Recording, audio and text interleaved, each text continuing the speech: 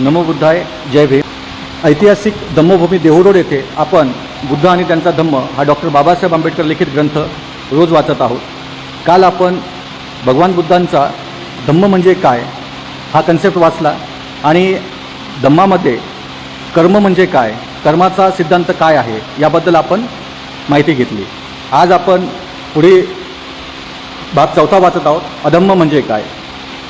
दैवी चमत्कृतीवर विश्वास ठेवणे म्हणजे अधम्म। जेव्हा जेव्हा एखादी घटना घडते तेव्हा ती कशी घडली, त्याचे कारण काय हे जाणण्याची मनुष्य मात्राला आवश्यकता वाटते। कधीकधी आपण व कार्य ही एकमेकांच्या इतकी जवळजवळ असतात की कार्याच्या कारणांचा पत्ता लागणे अवघड नसते, परंतु कधीकधी कार्य हे कारणांपासून इतके दूर असते की तेथे कार्यकारणाचा शोध लागत नाही। ढोबळ दृष्टीने पाहता असे वाटते की या परिणामाला कारणच नव्हते। तेव्हा असा प्रश्न उत्पन्न होतो की ही घटना घडली कशी? अशावेळी सर्वसामान्य उत्तर असे असते की ही घटना काहीतरी दैवी कारणाने म्हणजे चमत्काराने घडली असावी। भगवान बुद्धांच्या पूर्वजांनी ह्या प्रश्नाचे विविध प्रकारे उत्तर दिले आहे। पखुद कच्चान हा प्रत्येक घटनेला कारण असल्याचे मानित नसे। तो म्हणत असे, घटना कारणाविना स्वतंत्रपणे घडत असतात। मक्तली घोषाल मानित असे की घटनेला कारण असले पाहिजे, परंतु तो असा प्रचार करीत असे की ते कारण मानवी शक्तीबाहेर कुठेतरी प्रकृती, अनिवार्य आवश्यकता, वस्तू जातातील अंतर्गत नियम, पूर्वनियोजित दैव अशासारख्या गोष्टीत शोधले पाहिजे। भगवान बुद्धाने अशा सिद्धांताचे खंडन केले। त्याचे म्हणणे असे की प्रत्येक घटनेला कारण असते, एवढेच नव्हे तर प्रत्येक कारण हेही मानवी अथवा प्राकृतिक कारणांचा परिणाम आहे।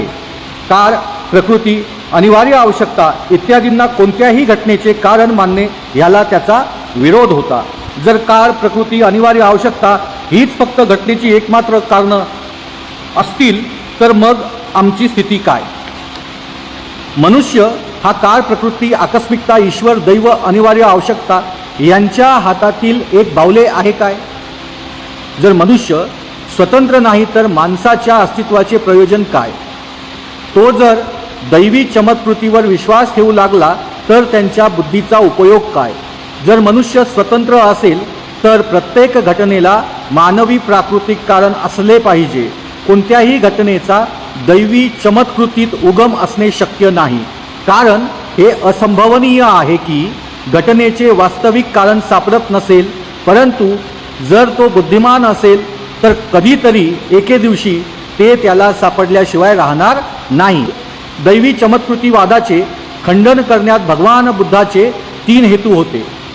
त्याचा पहिला हेतू माणसाला बुद्धिवादी बनविणे, त्याचा दुसरा हेतू माणसाला स्वतंत्रतापूर्वक सत्याचा शोध लावण्यासाठी सिद्ध करणे, त्याचा तिसरा हेतू ज्या भ्रामक समजुती माणसाची शोध करण्याची प्रवृत्ती मारतात त्याचे जन्मस्थानच नष्ट करणे, यालाच बुद्ध धम्माचा कम्म सिद्धांत अथवा हेतुवाद म्हणतात।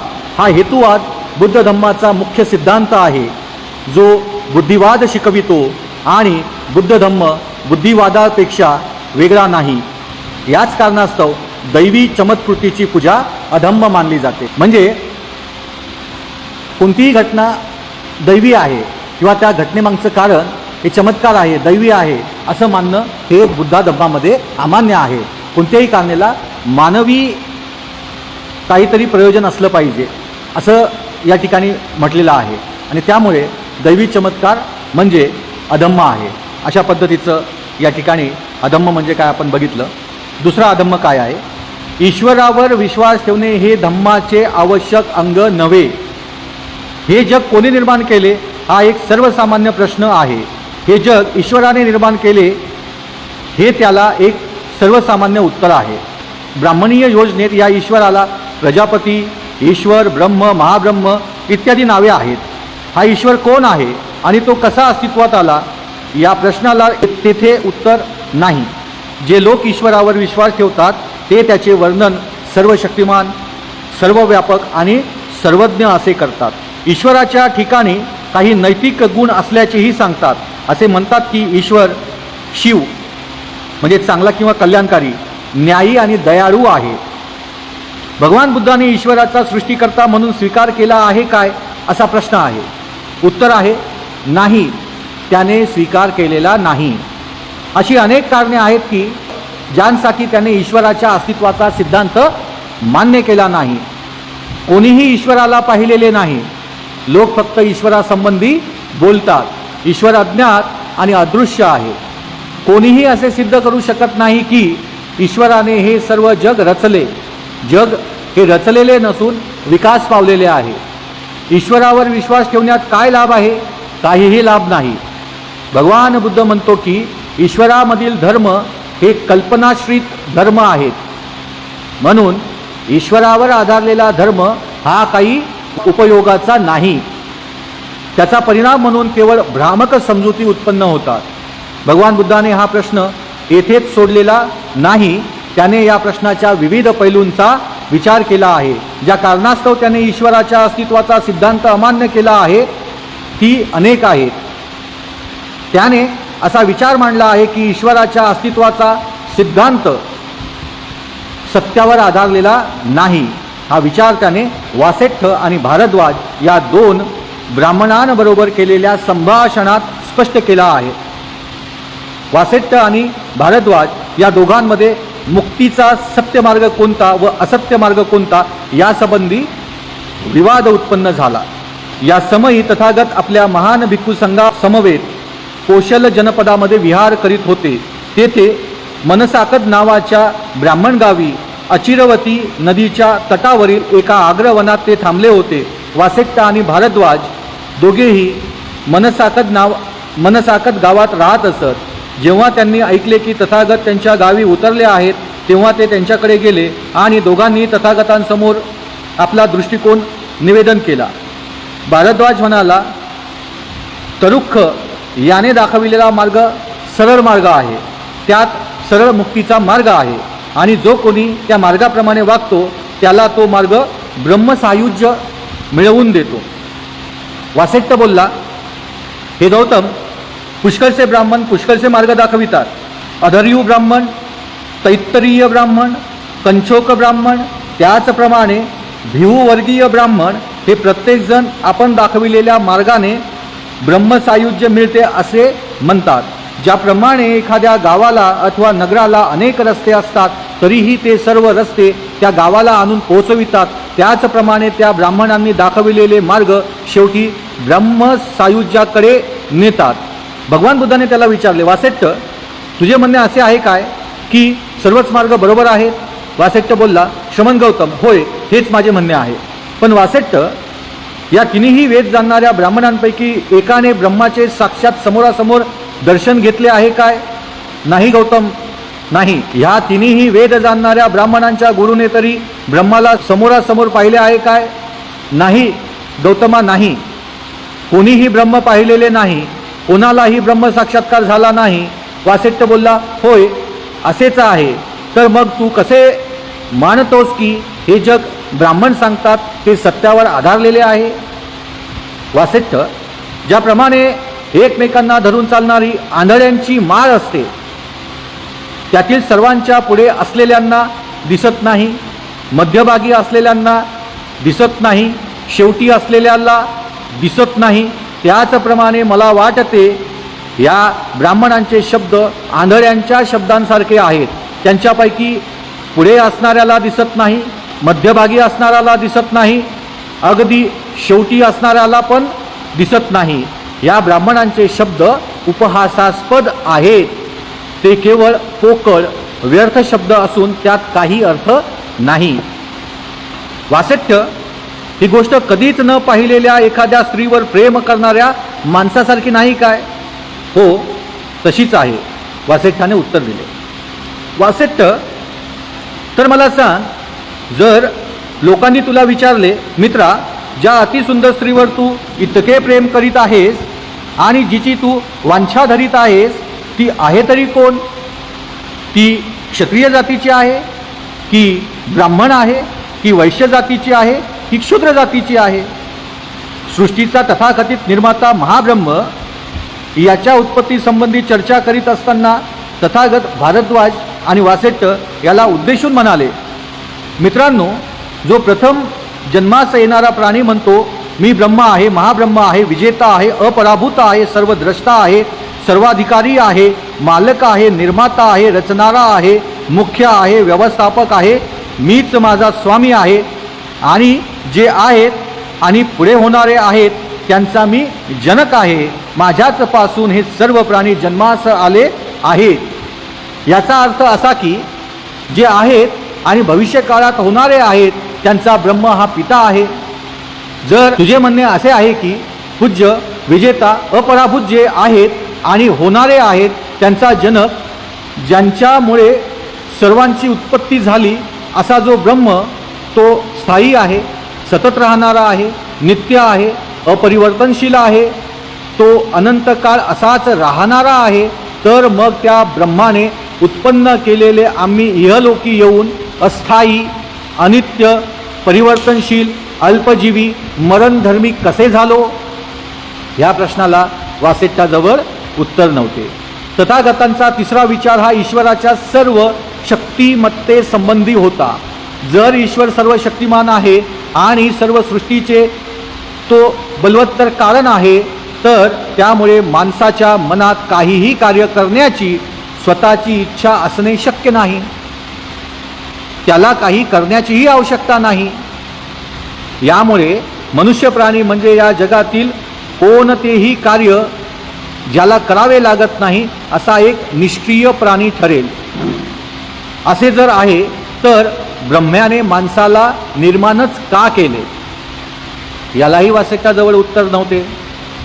तथागतांचा चौथा विचार असा होता की जर ईश्वर शिवस्वरूप अर्थात कल्याणकारी आहे, तर माणसे खुनी, चोर, व्याभिचारी, खोटे बोलणारी, निंदक, बकवास करणारी, लोभी, द्वेषी, विकृत अशी का होतात? याचे कारण ईश्वरच असला पाहिजे। शिवस्वरूप ईश्वराच्या अस्तित्वात हे कसे शक्य आहे? तथागतांचा पाचवा विचार ईश्वराची सर्वज्ञता, न्यायीपणा, दयाळूपणा या संबंधात आहे। जर कोणी महान सृष्टीकर्ता असेल आणि तो न्यायी व दयाळू असेल, तर मग जगामध्ये इतका अन्याय का फैलावतो? असा प्रश्न तथागतांनी केला। ते पुढे म्हणाले, ज्याला दृष्टी आहे त्याला सववार किळसवाने दृश्य दृष्टीस पडेल। ब्रह्म आपली रचना का सुधारित नाही?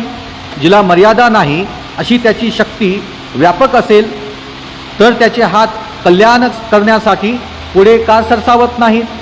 त्याने निर्माण केलेली सृष्टी दुःखोपभोगात का बुडालेली आहे? तो सर्वांना सुख का देत नाही? अफरातफरी, चोरी, अज्ञान का फैलावत राहते? असत्य सत्यावर का मात करते? सत्य आणि न्याय का पराभूत होतात? माझ्या मते अन्यायाला आश्रय देण्यासाठी जग निर्माण करणारा हा तुमचा ब्रह्म परम अन्यायी ठरतो। सर्व प्राणीमात्रांना व्यापणारा तुझा जो ईश्वर आहे, जो त्या प्राणीमात्रांना दुःखी व सुखी बनवितो, त्यांच्यापासून पाप अथवा पुण्य करवितो, तो ईश्वर स्वतः पापाने कलंकित आहे। एकतर मनुष्य त्या ईश्वराच्या इच्छेप्रमाणे वागत नसावा, किंवा तो ईश्वर तरी न्यायी किंवा चांगला नसावा, अथवा तो आंधळा असावा। तथागताचा ईश्वराच्या अस्तित्वाच्या सिद्धांता संबंधीचा शेवटचा विचार असा होता की ईश्वराच्या अस्तित्वाच्या सिद्धांतासंबंधी चर्चा करण्यापासून काहीही लाभ नाही। तथागतांच्या मते धर्माचे केंद्र हे मनुष्याच्या देवाशी असणारा संबंध यामध्ये नाही, ते माणसाच्या संबंधात आहे। धर्माचा हेतू सर्व माणसे सुखी होतील अशा रीतीने माणसाशी कसे वागावे हा आहे। तथागत देवाच्या अस्तित्वावरील विश्वासाविरुद्ध असण्याचे आणखीही एक कारण होते। तथागत धार्मिक क्रियाकलापाच्या विरोधी होते। या विरुद्ध असण्याचे कारण म्हणजे हे क्रियाकलाप म्हणजे भ्रामक समजुतीचे आगारच असते, आणि भ्रामक समजुती ह्या अष्टांग मार्गातील जे महत्त्वाचे तत्व सम्मादिट्ठी तिचे शत्रू आहेत। तथागतांच्या दृष्टीने ईश्वरावरील विश्वास ही अतिशय भयानक गोष्ट आहे, कारण ईश्वरावरील विश्वास हा पूजा आणि प्रार्थना यांचा उत्पादक आहे। पूजा आणि प्रार्थना यांच्या जरुरीतून पुरोहित पद उत्पन्न होते, आणि पुरोहित हा असा दुष्ट बुद्धी आहे की तो सर्व प्रकारच्या खुल्या समजुती निर्माण करतो व त्यामुळे सम्मादिट्ठीचा विकास अशक्य होतो. ईश्वराच्या अस्तित्वावरील विश्वासासंबंधीचे हे विचार व्यवहारी होते, पण ते बव्हंशी सैद्धांतिक होते. तथागत जाणत होते की ते ईश्वराच्या अस्तित्वावरील विश्वासाला एकदम मारक असे नव्हते. तथापि अशी मात्र कल्पना करू नये की मारक असा विचार त्यांच्याजवळ नव्हता. त्यांनी एक असा विचार मांडला आहे की तो निसंदेह देवावरील विश्वासाचे खंडन करणारा आहे. हा विचार प्रतित्य समुत्पाद या सिद्धांतात अंतर्भूत आहे. या सिद्धांतानुसार ईश्वर आहे किंवा नाही हा प्रश्न महत्त्वाचा नाही. त्याचप्रमाणे ईश्वराने सृष्टी निर्माण केली किंवा नाही हाही प्रश्न मुख्य नाही. खरा प्रश्न असा आहे की निर्मात्यांनी ही सृष्टी कशी निर्माण केली. ईश्वराच्या अस्तित्वावरील विश्वासाचे समर्थन हे जग कसे निर्माण झाले ह्या प्रश्नाच्या उत्तराचा निष्कर्ष आहे. महत्त्वाचा प्रश्न हा आहे की ईश्वराने सृष्टीभाव अर्थात काही पदार्थ यातून उत्पन्न केले की अभाव म्हणजे शून्य यातून निर्माण केली. काहीतरी हे काहीच नाही मधून उत्पन्न केले गेले यावर विश्वास ठेवणे शक्य नाही. जर तथाकथित ईश्वराने काहीतरी हे काहीतरी मधून निर्मिले असे म्हटले तर ज्या काहीतरीतून जे नवे काहीतरी निर्मिले ते निर्मितीपूर्वच अस्तित्वात असले पाहिजे. म्हणून ईश्वराला त्याच्यापूर्वीच अस्तित्वात असलेल्या काहीतरीचा निर्माता म्हणता येणार नाही. जर ईश्वराने काही वस्तू निर्माण करण्यापूर्वी काहीतरी निर्मिलेले असेल तर ईश्वराला निर्माता अथवा आदिकारण असे म्हणता येणार नाही. ईश्वराच्या अस्तित्वासंबंधीच्या विश्वासाविरुद्ध तथागताचा शेवटचा असा हा निर्विवाद विचार होता. ईश्वर हा सर्व सृष्टीचा निर्माता आहे. हा विश्वास तर्कदृष्ट असल्यामुळे तो अधर्म आहे. तो विश्वास म्हणजे केवळ असत्यावरील विश्वास ठरतो. अशा प्रकारे तथागत भगवान बुद्ध ईश्वर आहे हा सिद्धांत पूर्णपणे या ठिकाणी नाकारतात. पुढे काय म्हणतात, ब्रह्मसायुज्यावरील आधारित धर्म अधर्म आहे. जेव्हा भगवान बुद्ध आपल्या धर्माचा प्रचार करीत होते तेव्हा एक सिद्धांत प्रचलित होता, त्यास वेदांत असे म्हणत. या सिद्धांताची तत्त्वे थोडकी व सरळ होती. ह्या सर्व विश्वामागे एक सर्वव्यापक जीवन तत्व विद्यमान असून त्याला ब्रह्म अथवा ब्रह्मण म्हणतात. हे ब्रह्म एक वास्तविकता आहे. आत्मन आणि ब्रह्मण एकच होत. आत्मा आणि ब्रह्मण एक रूप करण्याने माणसाला मोक्ष मिळतो हे या सिद्धांताचे दुसरे तत्व होय. म्हणजे आत्मा आणि ब्रह्म म्हणतो ना आपण ब्रह्मात्मा, ते दोन्ही एक झाले पाहिजे तेव्हा आपल्याला मोक्ष मिळतो असा याचा सिद्धांताचा अर्थ होतो. आत्मा आणि ब्रह्मण एकरूप करण्याने माणसाला मोक्ष मिळतो हे या सिद्धांताचे दुसरे तत्व होय. आत्मा आणि ब्रह्मण ही एकच आहेत. या ज्ञानाने आत्मा ब्रह्माशी एकरूपता साधतो. आत्म्याला आपण ब्रह्म आहोत हे ज्ञान होण्यासाठी संसाराचा त्याग करणे आवश्यक आहे. या सिद्धांताला वेद म्हणतात. भगवान बुद्धाच्या मनात या सिद्धांताबद्दल आदर नव्हता. त्यांच्या मते या सिद्धांताचा आधार मिथ्या होता, त्याचा काही उपयोग नव्हता आणि त्यामुळे तो स्वीकारण्याजोगा नव्हता. हे आपले मत भगवान बुद्धाने भारद्वाज आणि वासेट्ट या दोन ब्राह्मणांसमोर झालेल्या संवादात स्पष्ट केले आहे. भगवान बुद्धाचे म्हणणे असे होते की कोणतीही गोष्ट सत्य म्हणून स्वीकारण्याला तिला काही ना काही प्रमाण असले पाहिजे. प्रमाणाचे प्रत्यक्ष आणि अनुमान असे दोन प्रकार आहेत. भगवान बुद्धाचा प्रश्न असा होता की कोणी ब्रह्म प्रत्यक्ष अनुभवले आहे काय? तू ब्रह्म पाहिले आहेस काय? तू ब्रह्मासोबत गोष्टी केल्या आहेस काय? तू ब्रह्माचा वास घेतला आहेस काय? वासेट्टाने उत्तर दिले नाही. ब्रह्माच्या अस्तित्वाचे दुसरे प्रमाण अनुमानाचे, ते त्याचे अस्तित्व सिद्ध करण्यास अपुरे आहे. भगवान बुद्धाने प्रश्न केला, कोणत्या एका गोष्टीच्या होण्यावरून आम्ही ब्रह्माचे होणे त्याचे अस्तित्व अनुमानायचे काय? याचेही उत्तर मिळाले नाही. काही लोक म्हणतात की वस्तू अदृश्य असूनही तिला अस्तित्व असते, म्हणून ते म्हणतात की ब्रह्म अदृश्य असले तरी त्याला अस्तित्व आहे. हे एक ढोबळ विधान असून ते असंभव स्थापन करण्यासाठी केलेले आहे. तरीसुद्धा तर्कासाठी हे मान्य करूया की वस्तू अदृश्य असली तरी तिला अस्तित्व असू शकते. याचे उत्तम उदाहरण म्हणजे वीज हे आहे. वीज अदृश्य असूनही तिला अस्तित्व आहे. परंतु हा तर्कही पर्याप्त नाही.